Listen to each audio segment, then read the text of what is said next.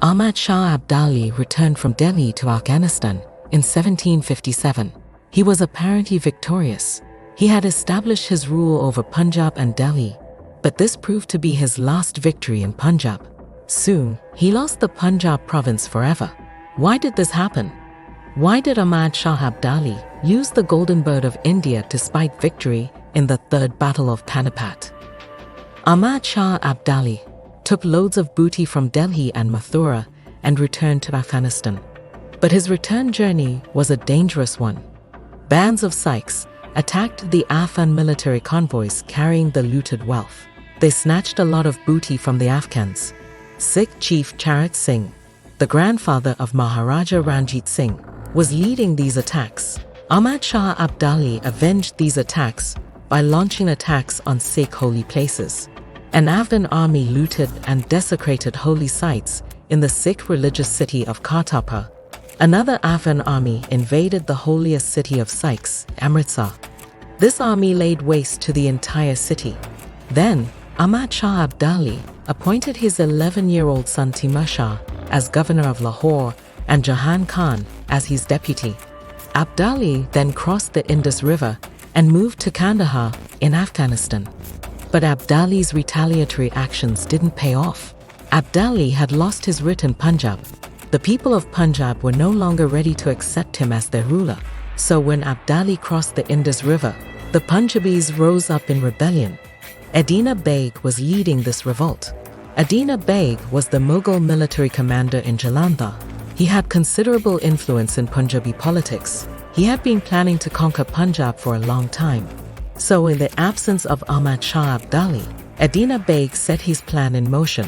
He allied with the Sikhs and also contacted the Maratha Empire for support. The Maratha Empire was India's largest empire in the 18th century. Its borders touched Delhi and Punjab. The Marathas also wanted to capture the throne of Delhi and the fertile lands of Punjab.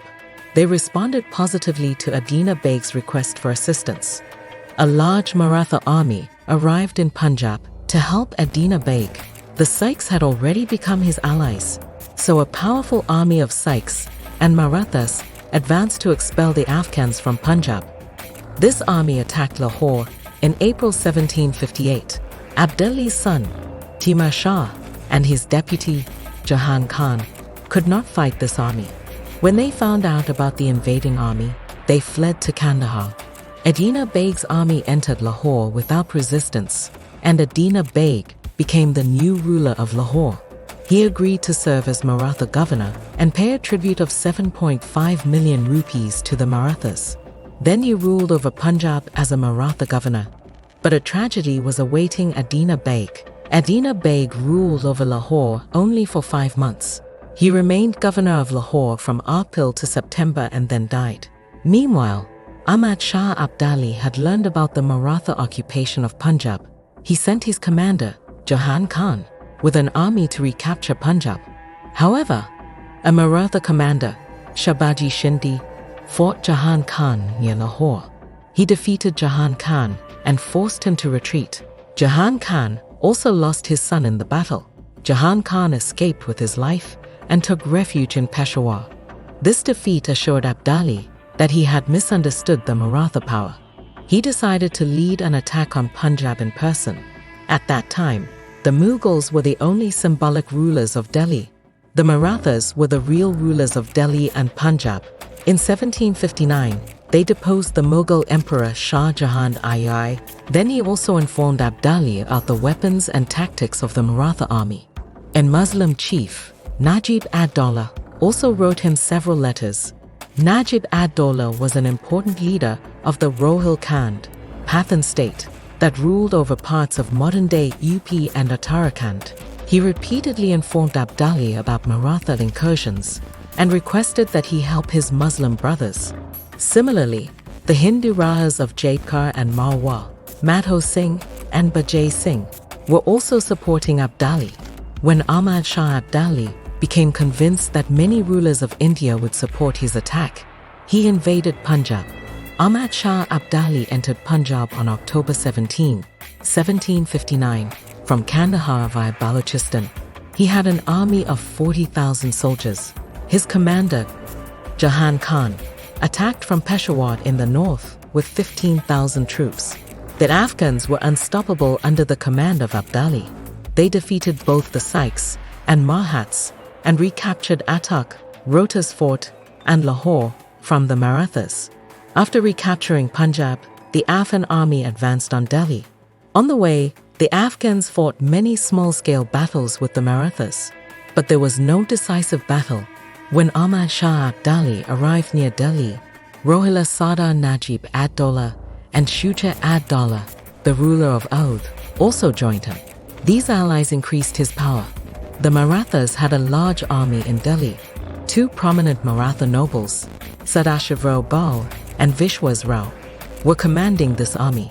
Sadashiv Rao was the cousin of Maratha ruler Peshwa Balaji Balji Rao, and Vishwas Rao was Balaji's son. The Marathas made a cunning tactical move and attacked Kanchpura, north of Delhi, in 1760. The Afghans had stored large supplies of food in Kanchpura. The Marathas looted all the storage.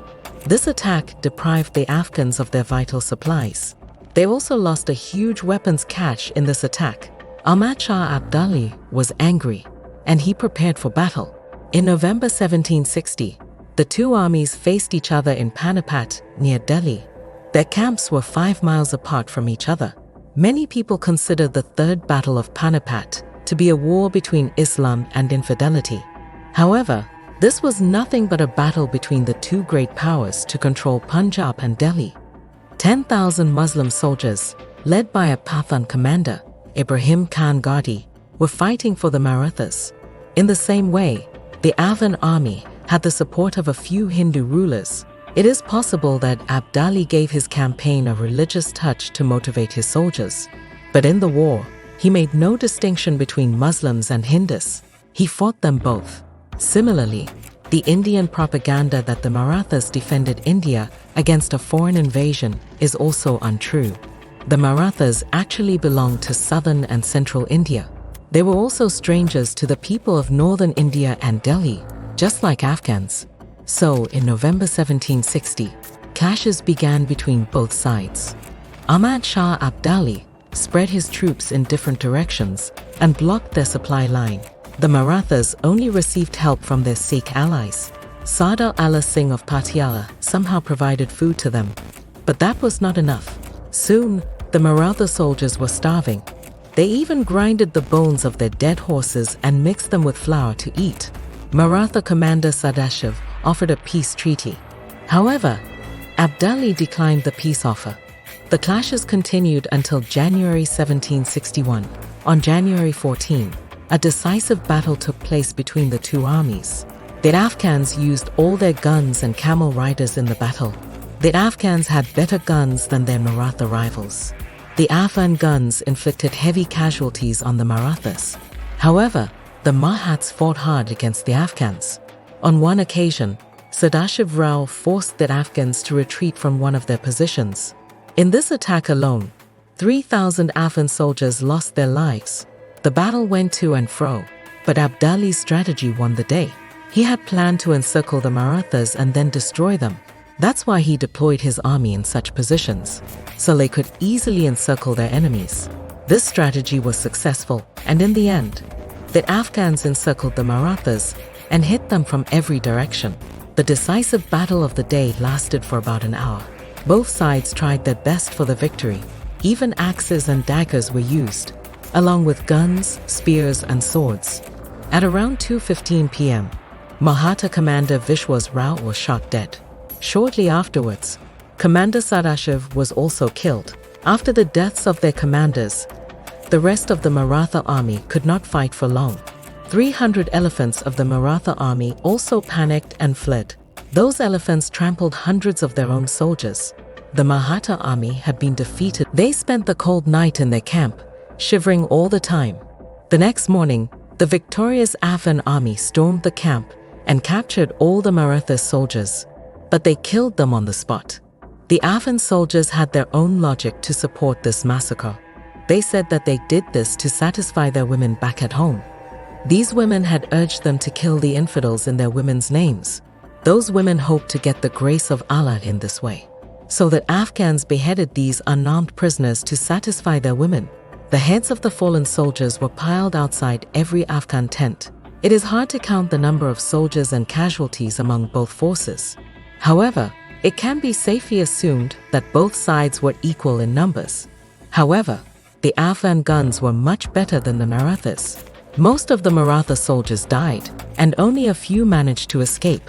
According to one estimate, 28,000 Maratha soldiers were killed on the battlefield.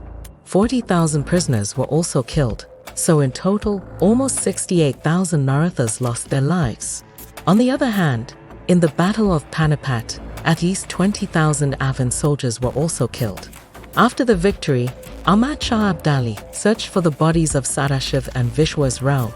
A soldier had Sadashiv's head soaked in blood. Durrani had Sadashiv's face washed and handed it over to the Brahmins for the last rites. Similarly, Vishwas Rao's body was also saved from the Afghan soldiers. The soldiers wanted to stuff his body with straw and take it back to Afghanistan as a souvenir, but Ahmad Shah Durrani refused, so both bodies were cremated. Their ashes were placed in golden pots and sent to Pune, the capital. The Afghans got 5,000 horses, 200,000 oxen, 500 elephants, all of the Maratha guns, and a lot of goods and cash. Every Afghan soldier had so much booty that it was difficult for him to handle it. The Third Battle of Panipat was a complete victory for the Durrani Empire. This victory proved that the Durrani Empire was at its peak. The victory of the Afghans ended all Maratha ambitions to retake Punjab. Now there was no one to challenge the Afghans from Kandahar to Delhi. But Ahmad Shah Durrani showed peaceful leadership here. He sent a message to the Maratha ruler Baji Rao and expressed grief over the deaths of his son and cousin. He offered to hand over control of Delhi to the Marathas. He only wanted the areas of Punjab up to the Sutlej River and support for Shah Alam II in return. He asked the Maratha Peshwa to forget the tragic events of the past and lay the foundation for a lasting friendship. So, in this way, the Marathas and the Afghans made peace with each other. Before returning to Afghanistan, Durrani told his allies, Najib ad-Dawla and Shuja ad-Dawla, that he had established peace with the Marathas. He advised them to accept the supremacy of the Maratha ruler.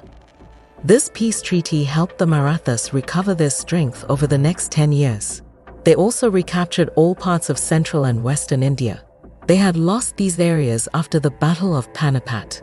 But here's another interesting thing. A new power was rapidly emerging in India in those days. This power had sharp military skills, but a very diplomatic attitude. This power was the East India Company, the British Empire. The East India Company had come to power 3 years before the Battle of Panipat. They had defeated Nawab Siraj ud-Dawla in 1757 and conquered Bengal. The company was afraid of Durrani's advances in India. The British feared that the Mughals of Delhi might use Durrani against the British, so the British adopted a humble tone. They wrote friendly letters to Durrani to prevent him from rescuing the Indian Muslims and fighting the British. The British appointed Mir Qasim as the Nawab of Bengal in 1760. They informed Durrani about this development. In response, Durrani also wrote a letter to the British. He urged them to remain loyal to the Mughal emperor. When Henry Vansittart replaced Lord Clive as governor of Calcutta in 1761, he wrote a letter to Durrani. He wrote that he was the faithful slave of Durrani and that he would be loyal to Shah Alam II. Now the Afghan army was victorious, and even the British were humble. But only Ahmad Shah Durrani knew the whole truth. The Afghans had suffered huge losses in the Battle of Panipat. They had lost experienced commanders and soldiers. Even the booty was not enough to make up for the losses. Durrani couldn't gather such a huge army again. Durrani also underestimated the rising Sikh power in Punjab. He did not have enough power to counter this new challenge. Sikh warriors in Punjab refused to submit to the Afghans. Now only Afghans and Khalsa Sikhs were competing for What was the Vada Galakara that is still part of the Sikh legends? What was this tragedy? How did Durrani meet the same fate as Alexander the Great? What was the outcome of Durrani's last invasion of Punjab? We will show you all this in the next episode of the series.